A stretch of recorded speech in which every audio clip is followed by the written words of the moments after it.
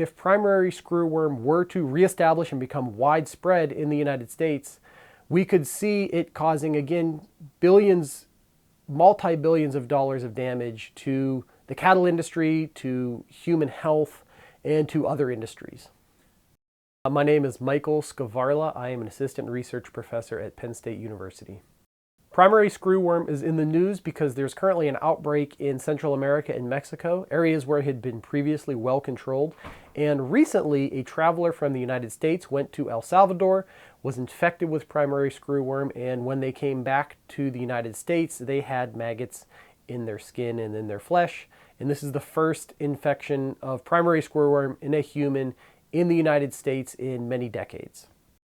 Primary screwworms infect humans like they do other animals. The female flies fly to an open wound, or your eyes, your mouth, an open place on your body where there's a skin break. They lay their eggs there, and then the maggots feed on living tissue. They can burrow into the flesh that hasn't died and can feed on tissue that is otherwise healthy. This creates problems in humans and animals because it creates an open wound, and that wound can then go on and get infected. It can also cause death if the wound is in the wrong spot, if it's on your face or your head, and can be fatal in some circumstances. Up through the 1950s, primary screwworm caused millions to billions of dollars of economic loss, primarily in the cattle industry, by infecting cattle and causing them to lose weight or die or become otherwise unsellable. Through one of the most successful campaigns of the United States Department of Agriculture in history, really, we managed to eradicate primary screwworm from the United States beginning in the 1950s and ending in about the 1980s. Primary screwworm was eradicated from the United States through a program called the sterile insect technique.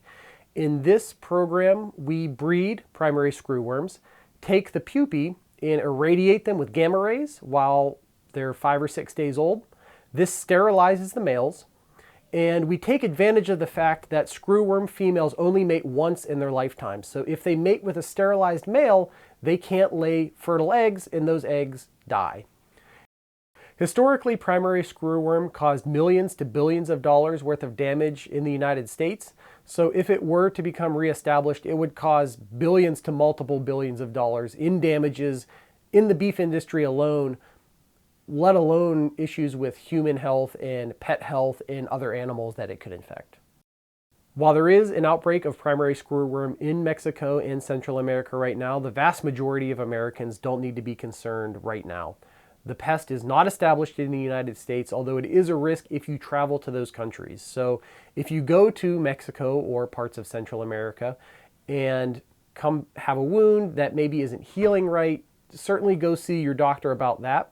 But for most Americans, especially those who aren't traveling, this really isn't a concern for us just yet.